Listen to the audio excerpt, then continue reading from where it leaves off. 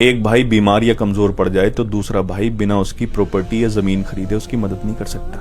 جس رب نے ایک بھائی کو دوسرے بھائی کا سہارا بنا کر بھیجا ہے وہی ایک دوسرے کی شکل نہ دیکھنے کی قسمیں کھا لیتے ہیں۔ اور میں نے تو ایسا بھی دیکھا ہے کہ ایک بھائی مر گیا پھر بھی دوسرا بھائی اس کا چہرہ دیکھنے نہیں آیا۔ ایک بھائی دوسرے بھائی کے لیے کیا ہوتا ہے ہمیں کربلا والے بتا کر گئے ہیں۔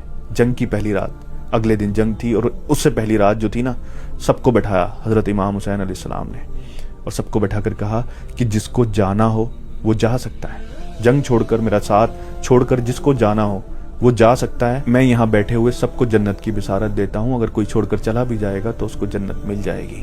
اور پھر اتنا کہنے کے بعد جو چراغ وہاں جل رہا تھا وہ چراغ بجھا دیا تاکہ لوگوں کو وہاں سے اٹھ کر جانے میں شرمندگی نہ ہو۔ تھوڑی دیر بعد کہا کہ عباس چراغ جلاؤ، پھر چراغ جلایا تو کوئی اٹھ کر نہیں گیا۔ پھر سے یہ بات دہرائی کہ جس کو جانا ہو جا سکتا ہے، جنت ملے گی اس کو، میں گواہ ہوں اس بات کا۔ پھر سے چراغ بجھا دیا۔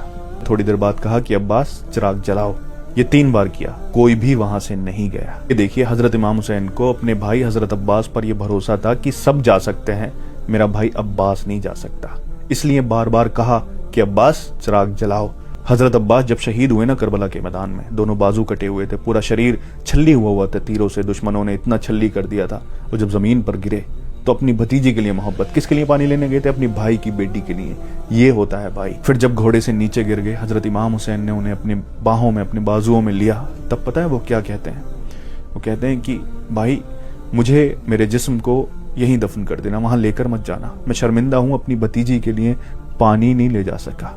یہ تھا بھائی دوسری بھائی کی اولاد کے لیے۔ اور جب وہ شہید ہو گئے، حضرت امام حسین نے اپنے مبارک چہرے کو آسمان کی طرف اٹھا کر کہا کہ یار اب میری کمر ٹوٹ گئی، یعنی میرا بھائی چلا گیا۔ یہ بتایا کہ ایک بھائی اگر بھائی کا ساتھ چھوڑ کر چلا جائے تو اس کی کمر ٹوٹ جاتی ہے۔ یہ سہارا بھائی کا ہوتا ہے، اور جو سہارا بھائی دے سکتا ہے دنیا میں کوئی اور دے ہی نہیں سکتا۔ لیکن افسوس اس دنیا نے، اس پاور کی ہوس نے، اس دولت نے بھائی کو بھائی کا ہی دشمن بنا دیا ہے۔ میری دعا ہے رب سے کہ کاش لوگ اس رشتے کی اہمیت کو سمجھیں، کیونکہ بھائی دولت، شہرت، مالیت سب سے بڑا ہوتا ہے۔